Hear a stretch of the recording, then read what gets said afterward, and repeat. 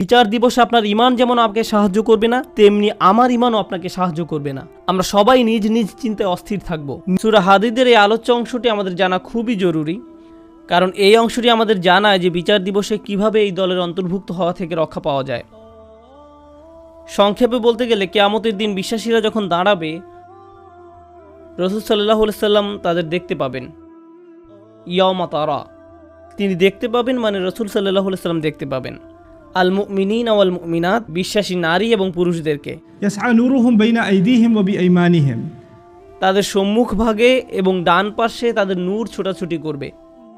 এর মানে হলো ঈমানদার পুরুষ এবং ঈমানদার নারীদের হৃদয় থেকে এবং ডান হাত থেকে জ্যোতি বিচ্ছুরিত হবে। এই আলোটি কেন জরুরি?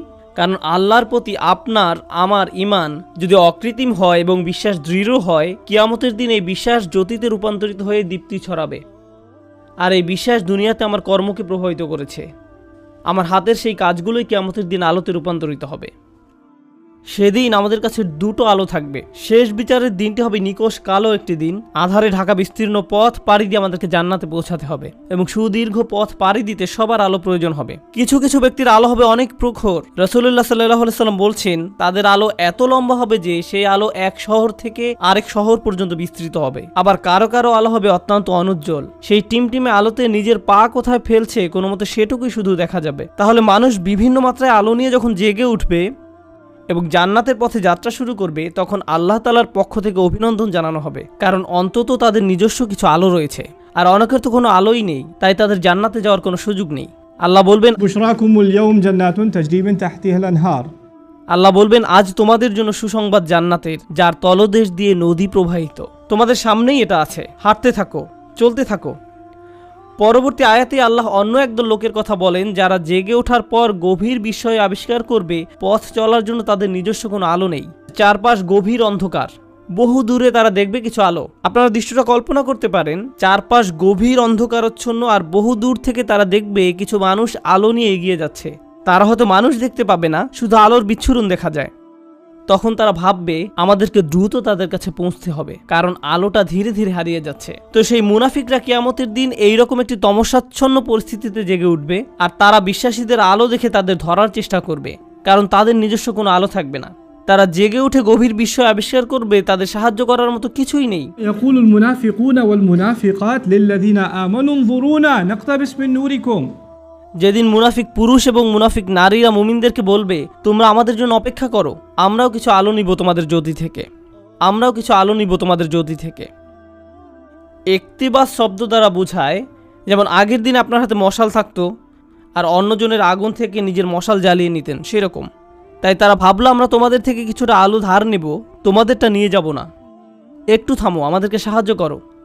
তখন মুনাফিকদেরকে বলা হবে, ইরজিউ ওয়ারাআকুম, তোমরা পিছনে ফিরে যাও, পিছনে ফিরে যাও ফালতামিসু নূরা, এবং আলোর খোঁজ করো, আমরা তোমাদের সাহায্য করব না। হাসরের ময়দান হচ্ছে এমন ভয়াবহ একটি জায়গা যেখানে জন্মদাত্রী মা নিজ সন্তানকে পর্যন্ত অগ্রাহ্য করবে। ভাই বোন, স্বামী স্ত্রী, বাবা মা, আত্মীয় স্বজন, প্রাণের বন্ধু, এই সব পার্থিব সম্পর্কগুলো ছিন্ন হবে। প্রতিটি মানুষ শুধুমাত্র নিজেকে বাঁচাতে উদ্বিগ্ন থাকবে, কেউ এমনকি পিছনে ফিরেও তাকাবে না। তোমরা পিছনে ফিরে যাও এবং আলোর খোঁজ করো, পিছনে ফিরে যাও এক প্রকার ব্যঙ্গাত্মক মন্তব্য, মানে দুনিয়াতে ফেরত যাও এবং আলোর সন্ধান করো। কারণ কেউ যদি দুনিয়াতে তার ঈমান ও কর্ম দিয়ে আলো সংগ্রহ না করে থাকে, তাহলে সেদিন তার নিজস্ব কোনো আলোই থাকবে না। ফালতামিসু নূরা, আলো সংগ্রহ করার একমাত্র জায়গা হলো এই দুনিয়া। তারপরেও মুনাফিকরা মুসলমানদেরকে ধরার চেষ্টা করবে। এভাবে যখন তারা বিশ্বাসীদের নিকটবর্তী হবে, ফাদুরিবা বাইনাহুম বিসুরিন লাহু বাব, ঠিক এমন একটি মুহূর্তে দুই দলের মাঝে একটি বৃহৎ প্রকাণ্ড দেয়াল নেমে আসবে, যার একটি দরজা থাকবে।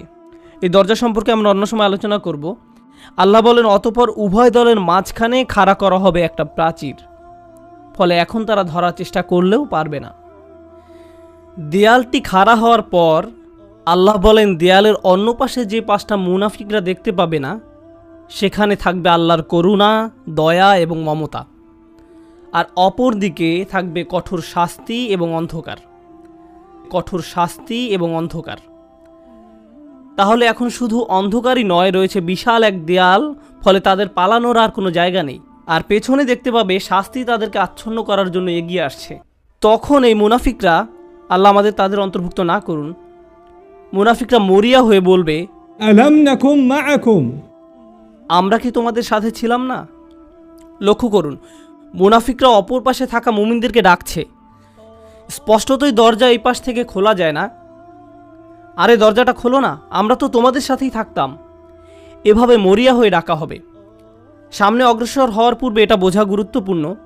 এই কারণেই আমি আজকের খুতবার জন্য এই আয়াতটি পছন্দ করেছি। এই বাক্যটার কারণে, আলাম নাকুম মাকুম, আমরা কি তোমাদের সাথে ছিলাম না? ব্যাপারটা হলো, এই লোকগুলো যারা দেয়ালের ভয়ঙ্কর পাশে থেকে গেছে, যারা মরিয়া হয়ে আছে, যাদের নিজস্ব কোনো আলো নেই, তারা ভাবতো তারাও মুমিনদের অন্তর্ভুক্ত। তারা এটা নিয়ে খুবই আত্মবিশ্বাসী ছিল। এত আত্মবিশ্বাসী ছিল যে তারা কিয়ামতের দিনও সেই কথা বলছে, আমরা তোমাদের সাথে নামাজ পড়তাম, তোমাদের সাথে ব্যবসা করতাম, বন্ধু ছিলাম, আত্মীয়তার সম্পর্ক ছিল, চাচাতো মামাতো ভাই বোন ছিলাম, আমরা তো একই কলেজে ভার্সিটিতে গিয়েছি। কেন আজ আমরা বিচ্ছিন্ন? কেন এই সম্পর্ক ছেদ ঘটছে আজকে? এখন অপর পাশে অবস্থিত মুমিনরা নিজেদেরকে নিরাপদ মনে করছে। দেয়াল স্থাপিত হওয়ার কারণে এই পাশের মুনাফিকরা চরম আতঙ্কগ্রস্ত হয়ে পড়ল। অন্যদিকে অপর পাশে অবস্থিত মুমিনরা নিজেদেরকে অনেক বেশি নিরাপদ মনে করছে। তাদের আর কোনো তাড়াহুড়ার প্রয়োজন নেই, কারণ এখন সম্পূর্ণ নিরাপদ। এখন তারা সময় নিয়ে মুনাফিকদের উত্তর দিচ্ছে, এই কারণে তোমরা আজ আমাদের সাথে নেই। জান্নাতি লোকেরা সর্বপ্রথম তাদের বলেছিল, পেছনে ফিরে গিয়ে আলোর তালাশ করো, فالتمسوا نورا পেছনে ফিরে গিয়ে আলোর তালাশ করো।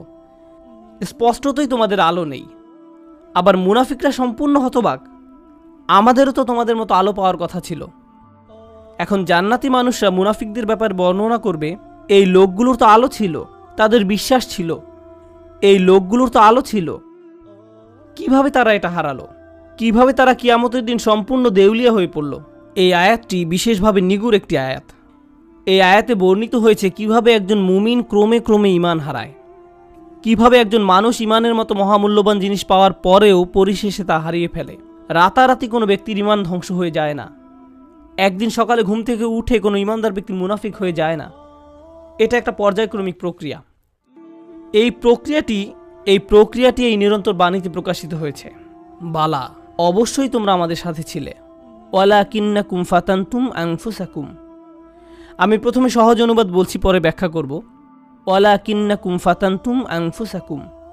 1 নম্বর, তোমরা নিজেরাই নিজেদের বিপদগ্রস্ত করেছো। আরবিতে ফাতানা শব্দটির অর্থ হচ্ছে কোনো কিছুতে পরীক্ষাতে ফেলা। স্বর্ণ গলিয়ে তার খাদ ফেলে দিয়ে ধীরে ধীরে বিশুদ্ধ করার প্রক্রিয়াটিকেও ফাতানা বলা হয়।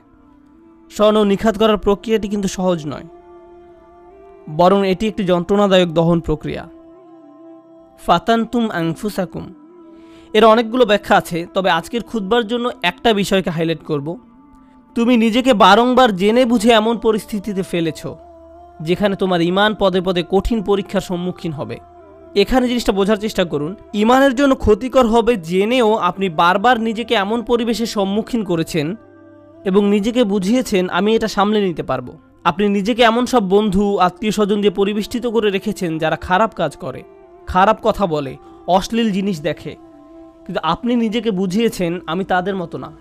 আপনি বারবার ওই সব পরিবেশে যেতেন, আপনি এমন সব আড্ডায়, জায়গায়, পরিস্থিতিতে দিনের পর দিন, মাসের পর মাস, বছরের পর বছর মিশেছেন। আপনি নিজেকে প্রবোধ দিয়েছেন এইসব আমার উপরে কোনো প্রভাব ফেলবে না, সবাইকে প্রভাবিত করলেও আমাকে করবে না। এমনিতেই তারা ঈমান হারা হয়ে যায়নি। ঈমান ধ্বংসের প্রথম ধাপটি হচ্ছে অসৎ সঙ্গ। তারা নিজেদেরকে সন্দেহজনক পরিস্থিতিতে ফেলে রাখত, আর তারা ভাবত এতে তাদের উপর কোনো প্রভাবই ফেলবে না। আমি একটি হালকা উদাহরণ দিব, আশা করি পয়েন্টটা আপনারা বুঝতে পারবেন। বাসায় যখন অনেক তেল মশলা দিয়ে রান্না করেন, তখন সারা বাড়িতে সেই গন্ধে ভরে যায়। আপনি বাসার ভেতর থেকে সেই গন্ধ বুঝতে পারবেন না, কিন্তু যখন বাইরে থেকে একজন বাসায় প্রবেশ করে, বিশেষত কোনো আরব যদি আসে, সে ভাবে যে কোনো দূষিত পরিবেশে এসে পড়েছে। কয়েক ঘন্টা পার হওয়ার পর সে অভ্যস্ত হয়ে যায়, শুধু অক্সিজেন মনে হয়। ঠিক একইভাবে আপনি প্রথমে খারাপ কোনো পরিবেশে গমন করলে সাথে সাথে বুঝতে পারেন এটা ঠিক নয়, আমি খারাপ হয়ে যাব, আমার এখানে থাকা উচিত নয়। আপনার অন্তর অস্বস্তি অনুভব করে। কিন্তু আপনি যদি বারবার এই পরিবেশে যেতে থাকেন, তখন কি হবে? আপনি আর খারাপ বোধ করবেন না। কেউ যদি জীবনে প্রথমবার কোনো ধূমপায়ীর পাশে বসে, তখন সিগারেটের গন্ধে সে কাশতে থাকবে, চোখ দিয়ে পানি আসবে, ফ্রেশ বাতাসের জন্য ছটফট করবে এবং সে দ্রুত সেই জায়গা ছেড়ে চলে যেতে চাইবে। বছরখানেক পর এটাই তাদের অক্সিজেনে পরিণত হয়। সিগারেট ছাড়া তারা নিঃশ্বাসও নিতে পারে না। তাহলে প্রথম সমস্যা হলো আপনি নিজেকে অসৎ পরিবেশে ফেলে রাখেন। ফাতানতুম আনফুসাকুম। দ্বিতীয় সমস্যাটি কী ছিল? দ্বিতীয় সমস্যাটি ছিল ওয়াতারাব্বাস্তুম। তোমরা প্রতীক্ষা করেছো, দীর্ঘসূত্রিতা করেছো। এখানে দীর্ঘসূত্রিতা বলতে কি বোঝানো হচ্ছে? আপনি বুঝতে পেরেছিলেন যে এটা খারাপ, আপনার নিজের বিবেকের মাধ্যমে আপনি বুঝতে পেরেছিলেন যে আমার নিজেকে পরিবর্তন করা উচিত, কিন্তু নিজেকে বুঝিয়েছেন ইনশাআল্লাহ আমি খুব দ্রুত নিজেকে পরিবর্তন করব। আমি জানি নিজেকে পাল্টাতে হবে, আমি জানি এটা খারাপ, শুধু এই সপ্তাহ পরেই আমি সম্পূর্ণ ভিন্ন মানুষে পরিণত হব। বেশি না, আর একটা সেমিস্টার 2 মাস ওই বকে যাওয়া বন্ধুদের সাথে থাকবো, তারপর আমি অন্য কোর্স নিব। এখন ওদেরকে রাগানো ঠিক হবে না। আমি জানি এটা খারাপ, শুধু এই 1 মাস আমি এসব করব। আর এই 1 সপ্তাহ, এই আর 1টা বা 2টা পার্টি, 1টা 2টা ড্রিঙ্কস, এভাবে আপনি নিজেকে বলতে থাকেন। আর সামান্য একটু এই 9-10 মাস পরেই তো রমজানে সব ছেড়ে দিব, পুরাই চেঞ্জ হয়ে যাব। আমার প্ল্যান আছে হজে যাওয়ার। হজ থেকে আসার পর দেখবেন আমি কেমন ভালো মানুষে পরিণত হই। এভাবে আপনি নিজেকে বলতে থাকেন আর সামান্য একটু, কিন্তু সে পর্যন্ত আমার জন্য দোয়া করতে থাকুন। ওয়াতারাব্বাস্তুম। এই মুহূর্ত থেকে নিজেকে পরিবর্তন করতে চান না, আপনি নিজেকে শুধু খারাপ পরিবেশে ফেলেই রাখছেন না, এখনও নিজেকে পরিবর্তনের জন্য কোনো পদক্ষেপ নিতেও প্রস্তুত নন। মনে হচ্ছে আপনার কাছ থেকে অনেক বেশি কিছু চাওয়া হচ্ছে। যেভাবে আছেন সেভাবেই থাকতে চান, আরও কিছু খারাপ উপভোগ করতে চান। এটাই ওয়াতারাব্বাস্তুম। আপনি ধারণা করে আছেন, আপনার প্রথম ধারণা ছিল আমি খারাপ পরিবেশে থাকলেও এটা আমার উপর কোনো প্রভাব ফেলতে পারবে না। সময়ের সাথে সাথে ভয়ঙ্কর খারাপ কিছু আপনার কাছে স্বাভাবিক হয়ে যায়। এখন অতারাব্বাস্তুম বা অপেক্ষা করতে থাকা, দীর্ঘসূত্রিতা করার প্রভাব কি? আপনি ভাবছিলেন আপনি যে কোনো সময় এই খারাপ কর্ম পরিত্যাগ করতে পারবেন, সব খারাপ সঙ্গ থেকে যে কোনো সময় সরে আসতে পারবেন। আরে আমি তো আর আসক্ত না, আমার তো আর এটার দরকার নেই, আমি তো আর এর সাথে আটকে যাইনি, যখন তখন বেরিয়ে যেতে পারবো। কিন্তু বাস্তবতা এটা নয়। যত বেশি সময় আপনি এর সাথে জড়িয়ে থাকবেন, আপনি তত বেশি এতে আসক্ত হবেন। তারপর এর থেকে বেরিয়ে যাওয়া অসম্ভব হয়ে পড়ে। আপনি আষ্টে পৃষ্ঠে মাথা পড়েন, সম্পূর্ণ ডুবন্ত অবস্থায় নিজেকে আবিষ্কার করেন। আপনি এখন জানেনও না এই পরিবেশের বাইরে সুস্থ জীবনের মানে কি। এরপর আপনি নিজেকে বলতে শুরু করেন অনেক দেরি হয়ে গেছে, আর সম্ভব না। এরকম ঘটার পর এক অপরাধ বোধের জন্ম নেবে। আমি বহুদিন ধরে এত পাপ কাজ করে আসছি, আমার আরও অনেক আগেই তওবা করা উচিত ছিল, এখন অনেক দেরি হয়ে গেছে। নিজেকে খারাপ ভাবতে অথবা মনের ভেতরে অনুশোচনা নিয়ে বেশি দিন কাটাতে কেউই পছন্দ করে না। তখন শয়তান এসে বলবে, তুমি এত অপরাধ বোধে ভুগছো কেন? তোমার তো কোনো দোষ নেই। এই ইসলাম নামের জিনিসটাই তোমার মনের ভেতর যত অপরাধ বোধের জন্ম দিয়েছে। এই ইসলাম বলছে এটা হারাম, ওটা গুনাহ, এভাবে কথা বলবে না, ওটা খেও না, অমুকটা দেখো না, ওখানে যেও না। এই ইসলাম তোমাকে নিজের সম্পর্কে খারাপ ধারণা দিচ্ছে। আচ্ছা, এই ইসলাম যে এত কঠিন সব নিয়মকানুন মেনে চলতে বলছে, এটা সত্য কিনা তুমি কি নিশ্চিত? শয়তানের ওয়াসওয়াসা শুনে বিভ্রান্ত ব্যক্তি ভাবতে থাকে, আমি আসলে কেন ইসলামে বিশ্বাস করি? মনে হয় যেন ইসলাম চায় না আমি আনন্দে থাকি। আমি শুধু আমার জীবন উপভোগ করতে চাই, আমি সুখী হতে চাই, আমি স্বাধীনভাবে বন্ধুবান্ধবের সাথে মৌজ মাস্তি করতে চাই, জীবনকে সর্বোচ্চ উপভোগ করতে চাই।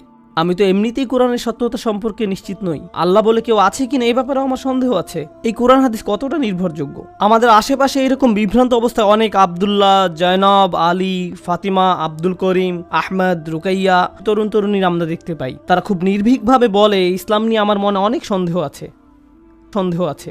আর এই মানুষগুলো এমন নয় যে তাদের দর্শন শাস্ত্রে পিএইচডি রয়েছে বা ইসলামের ইতিহাসে ব্যাপক জ্ঞান রয়েছে, কিংবা এসব বিষয়ে বহুদিনের অধ্যয়নের ফলে তাদের মনে ধীরে ধীরে সংশয়ের জন্ম নিয়েছে। আসল ব্যাপার তা নয়। এরা নিজেদের জন্য জেনে বুঝে খারাপ সঙ্গ এবং অসৎ পরিবেশ বেছে নিয়েছিল। আমি এমন শত শত মানুষের সাথে কথা বলেছি, তারা আক্ষরিক অর্থে এই আয়াতের ভিতরে জীবনযাপন করছে। তোমরা নিজেরাই নিজেদেরকে বিপদগ্রস্ত করেছো, প্রতীক্ষা করেছো, সন্দেহ পোষণ করেছো এবং অলিক আশার পেছনে বিভ্রান্ত হয়েছো। অবশেষে আল্লাহর আদেশ এসে পৌঁছেছে। তারপর এক সময় তারা ধর্ম নিয়ে সন্দেহ পোষণ করতে থাকে, কিন্তু তাদের এই সন্দেহের সাথে যুক্তি বা বুদ্ধির কোনো সম্পর্ক নেই। ওয়ারতাবতুম, সন্দেহ পোষণ করেছে। জানেন সন্দেহ কি করে? সন্দেহ প্রথমে তাদের ইসলামের গণ্ডি থেকে বের করে দিবে। তারা এভাবে নিজেকে সান্ত্বনা দিবে, এটা তো আসলে পুরোপুরি সত্য না, সুতরাং এটা না মানার কারণে আমার খারাপ অনুভব করার দরকার নেই। যখন তাদের মনে সন্দেহ দানা বাঁধতে থাকে এবং সময়ের সাথে সাথে সেই দানা দেয়ালে পরিণত হয়, তখন তারা এই দেয়ালের আড়ালে নিজেকে লুকাবে এবং নানা প্রকারের অনৈতিক কাজের বৈধতা দেবে। একবার যখন তারা এই পর্যায়ে এসে উপনীত হবে, তখন দুটো জিনিস তাদের কাছ থেকে তুলে নেওয়া হবে। জান্নাতের আকাঙ্ক্ষা কেড়ে নেওয়া হবে, আল্লাহর সন্তুষ্টি লাভের আকাঙ্ক্ষা কেড়ে নেওয়া হবে, অন্তরে সেই বিশেষ নূর ধারণ, স্পৃহা, এইসব কিছু চাওয়ার বাসনা হারাবে। তাদের এই দুনিয়াতেই সেটা নেই। যে লোক আল্লাহর নিকট থেকে সেই সফলতা পেতে চায়, আল্লাহ তাদেরকে এই দুনিয়াতেই তা দিবেন, কিন্তু সেই আকাঙ্ক্ষা তো এখন আর অবশিষ্ট নেই। তাদের এই সম্পর্কে সন্দেহ রয়েছে। 2 নাম্বার, জাহান্নামের ভয় হারাবে। এই দুইটা জিনিস তারা হারাবে, আল্লাহর সন্তুষ্টি লাভের প্রত্যাশা এবং জাহান্নামের আতঙ্ক। এই ব্যক্তির কাছে এখন কিয়ামত বা বিচার দিবসের কোনো মূল্য নেই। কেউ তার সামনে জান্নাত জাহান্নাম শেষ বিচারের কথা বললে এটা তার কাছে তামাশা মনে হয় এবং এমনকি এইসব নিয়ে হাসি ঠাট্টা করবে। যখন কারো অন্তর থেকে আখিরাতের প্রাপ্তির আশা হারিয়ে যায় এবং জাহান্নামের শাস্তির ভয় মন থেকে দূর হয়ে যায়, তখন কি হয় জানেন? তখন তার কাছে শুধু একটা জিনিসই গুরুত্ব পায়, দুনিয়া। মনে প্রাণে পুরোপুরি দুনিয়ামুখী হয়ে যায়। যেহেতু পরকাল বলে কিছু নেই, তাই এই দুনিয়াতেই যা কিছু করার পাবার জন্য মরিয়া হয়ে যেতে হবে। অর্থ, বিত্ত, সাফল্য, সম্পদ, জনপ্রিয়তা, বিনোদন, মৌজ মাস্তি, সব ধরনের ম্যাটেরিয়াল থিং যে কোনোভাবে যে কোনো পথে অর্জন করাটাই মুখ্য ব্যাপার হয়ে দাঁড়াবে। সে ভাববে দুনিয়া দিয়ে এইসব প্রাপ্তির ভিতরে রয়েছে সব আনন্দ এবং চূড়ান্ত মানসিক তৃপ্তি, মৌজ মাস্তি, সব ধরনের ম্যাটেরিয়াল থিং। তাই পরবর্তী ধাপটা হচ্ছে অগররাতকুমুল আমানিয়্যু, অলিক আশার পেছনে বিভ্রান্ত হয়েছে। সে মিথ্যা আশার পেছনে ছুটেছে এবং মনে করেছে পার্থিব অর্জন তাকে সুখী করবে। সে তার সম্পূর্ণ জীবন শুধু এই লক্ষ্যেই ব্যয় করেছে। সে মনে করেছিল এই সব কিছু তাকে তার লক্ষ্যে পৌঁছে দেবে। কারোর জন্য সেটা হয় পরবর্তী কোনো মুভি, কারোর জন্য কোনো খেলনা, কারোর জন্য নেক্সট স্মার্টফোন। যেমন কোনো স্টার ওয়ার মুভি বের হলে টিকিটের লাইনে হজের ভিসার লাইনের চেয়েও লম্বা লাইন হয়, কারণ তাকে এখন এটা দেখতে হবে, এখন এটা দেখতে হবে। যদি এখন না দেখা হয়, জীবন তো তাহলে পুরাই ব্যর্থ। এখন এটা দেখতে হবে। যদি মুক্তি পাওয়ার রাতে না দেখা হয়, জীবনের তো তাহলে কোনো মূল্যই থাকে না। তাই এখনই দেখতে হবে। এরপর সে ভেবেছিল এই মুভি দেখলে তা হয়তো তাকে এক ধরনের মানসিক পরিপূর্ণতা দিবে, যা সে কোথাও পায়নি। হল থেকে বের হয়ে সে চোখ বড় বড় করে বলে, এটা দারুণ ছিল। পরক্ষণে আবার বিষণ্ণ হয়ে যাবে। নিজেকে প্রশ্ন করবে, এখন কি করব? আবার দেখব মুভিটা? এটা দারুণ ছিল। প্রথমবারের মতো অতটা ভালো না লাগলেও মোটামুটি ভালো লাগবে, কারণ যে জিনিসটা তাদের প্রকৃত শান্তি দেওয়ার কথা, আল্লাহর সন্তুষ্টির অন্বেষণ, সেটা তো আর জীবনের লক্ষ্য নয়। সেই ইচ্ছাটাও আর অবশিষ্ট নেই। অগররাতকুমুল আমানিয়্যু হাত্তা জাআ আমরুল্লাহ, অবশেষে আল্লাহর আদেশ এসে পৌঁছেছে। বিশ্বাসীদের মতে এটাই ছিল তার জীবন। মুমিনরা বলবে এটাই তার জীবন, যারা তাদের ঈমান হারিয়ে ফেলেছিল। যেটা শুরু হয়েছিল আপাত দৃষ্টিতে একটা ছোট পদক্ষেপ থেকে, অসৎসঙ্গ, এবং সেখান থেকে এটা একটা অটোমেটিক ডাউনওয়ার্ড স্পাইরাল সিঁড়ি, শুধুই নিচের দিকে নেমে যাওয়া। তারপর তার মনে সন্দেহ দানা বাঁধতে শুরু করে। এরপর সে তার গোটা জীবন শুধু কামনা বাসনা চরিতার্থ করে এবং দুনিয়াবি অর্জনের পিছনে ব্যয় করে। অগররকুম বিল্লাহিল গরুর। তারপর আল্লাহ বলেন চূড়ান্ত প্রতারক। এখানে গরুর শব্দটি মুবালাগা। চূড়ান্ত প্রতারক যে সফলভাবে তোমাদের প্রতারিত করে। সেদিন ঈমানদাররা দেয়ালের অপর পাশের মুনাফিকদের এটাই বলবে। এটা একটা ভয়ানক দৃশ্য যা কোরআনে বর্ণিত হয়েছে। দেয়ালের এক পাশে দাঁড়িয়ে মুনাফিকরা ভাবছে কেন আমাদের অপর পাশে যেতে দেয়া হচ্ছে না, কেন তারা দেয়ালের ওই পারে আটকে গেছে। তখন দেয়ালের অপর পাশ থেকে বিশ্বাসী সাথীরা ধাপে ধাপে ধাপে বর্ণনা করবে কেন তারা দেয়ালের ওই পারে আটকে গেছে। আর কোরআনের এই বর্ণনাটি আপনার আমার জন্য আল্লাহর পক্ষ থেকে একটা উপহার। এটা একটা উপহার যে কিয়ামতের দিবসে সেই ভয়াবহ চিত্রটি এখানে তুলে ধরা হয়েছে। আমার এখন জানাই উত্তম, কারণ সেদিন আমি এই পরিস্থিতিতে পড়তে চাই না। তখন জেনে দিশেহারা, আতঙ্কিত, আশাহত হয়ে পড়তে চাই না। কেন আমি আল্লাহ প্রদত্ত ঈমান হারিয়ে ফেললাম? আপনারা যারা এখানে বসে আছেন, সকল ঈমানদারের অন্তরে আল্লাহ আলো দিয়েছেন। আল্লাহ আমাদের এটা দিয়েছেন। এখন প্রশ্ন হচ্ছে আমরা এই নূরকে অন্তরে ধারণ করতে পারছি কিনা। আমাদের নিজেদের দিকে তাকিয়ে দেখতে হবে আমরা কোথায় আছি। কেউ কেউ হয়তো অসৎ সঙ্গের ফিতনার সাথে জড়িয়ে আছি। হতে পারে আপনি মাত্র প্রথম ধাপে আছেন আর ভাবছেন যাক না আরও কিছুদিন। হয়তো এটা এমনও হতে পারে আপনি এখন শেষ ধাপে আছেন। তাই শুধু দুনিয়াবি জিনিসের মাঝেই আপনি চূড়ান্ত সাফল্য এবং মানসিক প্রশান্তি খুঁজে বেড়ান। এই আলো ছাড়া আমাদের যা কিছু অর্জন অথবা উপার্জন, শেষ বিচারের দিনে এই সব কিছু হবে মূল্যহীন। শেষ বিচারের দিনে এই সব কিছু হবে মূল্যহীন। তাই এই অনুচ্ছেদে আল্লাহ তাআলা এটাকে প্রথমে আলো হিসাবে বর্ণনা করেছেন। বিচার দিবসে এই আলোরই একমাত্র মূল্য থাকবে। তাই এই অনুচ্ছেদের প্রথমে আল্লাহ তাআলা এটাকে আলো হিসাবে বর্ণনা করেছেন। বিচার দিবসে এই আলোরই একমাত্র মূল্য থাকবে। কুরআনের আরেকটি সূরায় যেমন বলা হয়েছে, ইল্লামান আতাল্লাহা বিকলবিন সালিম, যে সুস্থ অন্তর নিয়ে তার রবের কাছে আসবে, যে অন্তর তাদের সম্মুখে আলোর দ্যুতি ছড়াবে। এই দুনিয়াতে আপনার আমার আর বাকি যা কিছু আছে সবই অর্থহীন।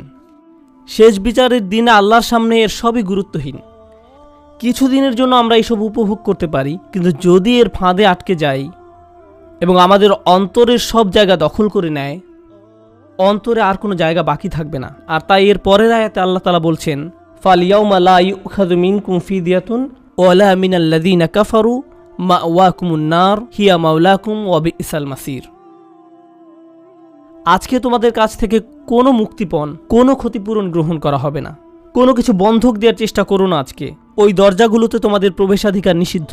কোনো ধরনের জরিমানা বা মুক্তিপণ দিয়ে দরজাগুলোর ওই পাশে যাওয়ার কোনো সুযোগ নেই। তোমাদের থেকে নয়, কাফেরদের থেকেও নয়। এই আয়াতের ভীতিকর দিক হলো লা ইউখাযু মিনকুম ফিদিয়াতুন ওয়ালা মিনাল্লাযীনা কাফারু। আজকে তোমাদের এবং কাফেরদের একই পরিণতি। আপনি এবং কাফেররা আজ একই দলে পড়ে গেছেন। আমি তোমাদের নিকট থেকে কোনো মুক্তিপণ গ্রহণ করব না, কাফেরদের থেকেও নয়। তোমাদের সবার আবাসস্থল জাহান্নাম। কতই না নিকৃষ্ট এই প্রত্যাবর্তন স্থল। শেষ বিচারের দিবসের এই পূর্ণ চিত্রটি তুলে ধরার পর আল্লাহ সুবহানাহু ওয়া তাআলা এভাবে উপসংহার টানেন। আমিও এই আয়াত দিয়ে আজকের আলোচনা সমাপ্তি টানব এবং নিজেদের বারবার মনে করিয়ে দিব যে সেই নিম্নমুখী পথটি অনুসরণ করা যাবে না, এবং আমাদের অন্তরে যেটুকু ক্ষুদ্র আলো এখনো পর্যন্ত বর্তমান আছে তা কিভাবে দিন দিন আরও শক্তিশালী করব। আল্লাহ নিজেই বলেন, আলাম ইয়ানিল্লাযীনা আমানু আন তাখশা কুলুবুহুম লিযিকরিল্লাহ, অর্থাৎ যারা মুমিন তাদের জন্য কি আল্লাহর স্মরণে এবং যে সত্য অবতীর্ণ হয়েছে তার কারণে হৃদয় বিগলিত হওয়ার সময় আসেনি? সত্যিকার অর্থে আল্লাহকে স্মরণ করলে অন্তর নরম হবে। আপনার অন্তর যত বেশি আল্লাহকে স্মরণ করবে, যত বেশি আল্লাহকে স্মরণ করবে, কারণ আল্লাহ নূরুস সামাওয়াতি ওয়াল আরদ, আল্লাহ নবমণ্ডল এবং ভূমণ্ডলের নূর। আল্লাহকে আমরা যত বেশি স্মরণ করব তত বেশি আমাদের অন্তরে নূর ধারণ করতে পারবো। তাই তিনি বলছেন আল্লাহকে স্মরণ করো। এরপর তিনি বলেন কিভাবে তুমি আল্লাহকে স্মরণ করবে। আরবিতে এটাকে আতফে বায়ান বলা হয়। ওমা নাযালা মিনাল হক, যে সত্য অবতীর্ণ হয়েছে তার কারণে হৃদয় বিগলিত হওয়া উচিত। ওহির কারণে, কোরআনের কারণে। কোরআন নিয়ে গভীর চিন্তা করুন, কোরআনের মাধ্যমে আল্লাহকে স্মরণ করুন। যখন কোরআনের আয়াত তেলাওয়াত করবেন তখন কান্নাকাটি করুন। আল্লাহ যে উপহারটি আপনাকে দান করেছেন আপনার জীবনে তার অর্থ কি তা নিয়ে চিন্তা করুন। কোরআনেই শুধু আল্লাহকে জ্যোতি হিসাবে উল্লেখ করা হয়নি, কুরআনকেও জ্যোতি হিসাবে উল্লেখ করা হয়েছে। ফাআমিনু বিল্লাহি ওয়া রাসূলিহি ওয়া নূরিল্লাযী আনজালনা। কুরআনে শুধু আল্লাহকে জ্যোতি হিসাবে উল্লেখ করা হয়নি, কুরআনকেও জ্যোতি হিসাবে উল্লেখ করা হয়েছে। সরাসরি কুরআনকে নূর বা জ্যোতি বলা হয়েছে। অতএব তোমরা আল্লাহ, তার রসুল এবং অবতীর্ণ নূরের প্রতি বিশ্বাস স্থাপন করো।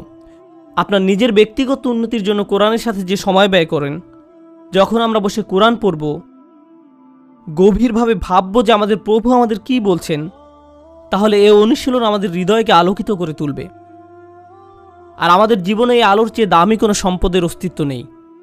আমরা এখন এর মূল্য বুঝতে পারছি না, কিন্তু সেদিন এর মূল্য বোঝা যাবে যেদিন আমাদের চারপাশ গহীন অন্ধকারে নিমজ্জিত থাকবে।